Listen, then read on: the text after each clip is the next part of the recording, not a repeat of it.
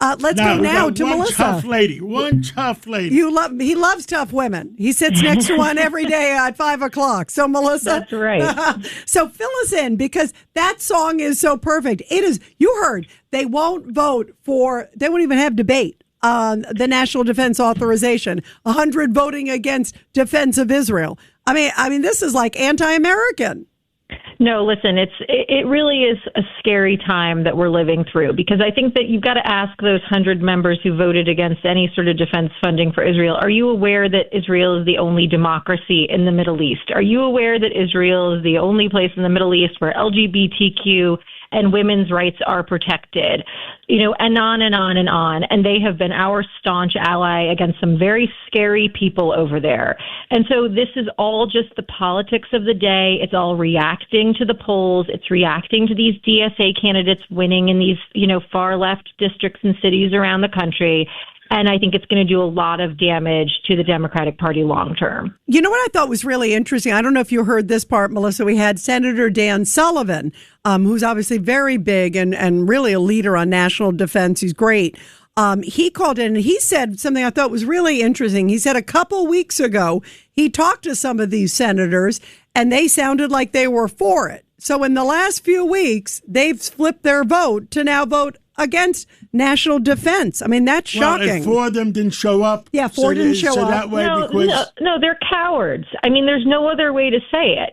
These are people who are not reacting to their gut, not reacting to their education, not reacting to the history of the commitment to the region and this country. They are reacting to the rise of the fringe left in the party and the fear that if they didn't do the right thing by the fringe here, they themselves could open themselves up to a primary. But if that's why you're there, to just kowtow to the far left or to the far right, whatever, then you've got to ask yourself, what are you doing there? Because if you're not there to protect your constituents and do the right thing by the country, then what are you there for?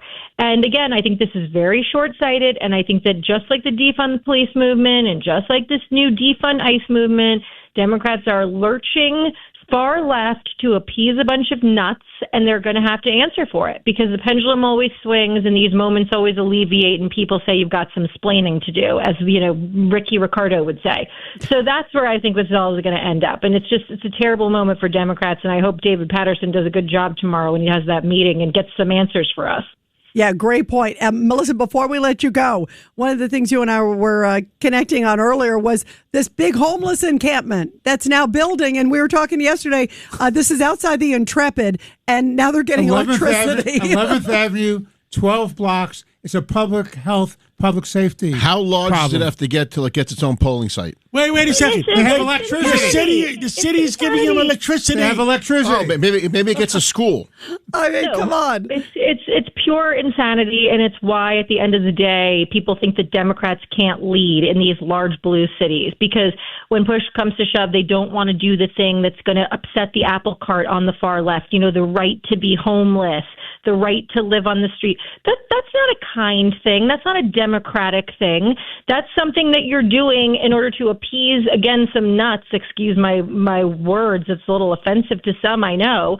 But you're doing that to appease some nuts and at the detriment to the people who are in the encampments who need to be taken off the streets and go to get help and the public at large. Not only the residents of New York, but why would tourists want to come here? Why would people want to come work here? Why would businesses want to set up here? Highest taxes in the country, bar none. And this is what you get back for it. It's just stupidity, and it enrages me, and I don't understand why we still put up with this nonsense. Well, Melissa, we're intruding on Mark Levin's time. Thank you for coming on, and let's talk again real soon. Let's talk maybe Sunday. And Melissa, thank you for your common sense. By the way, Saturday, her old boss, Andrew Cuomo, is speaking at the breakfast we have in Southampton. Oh, that'll be great. Melissa, you're all over the place. I'm telling you, you got it all covered. All over the place. Thank you for what you do. Thank you. Thank you, Melissa. We love you.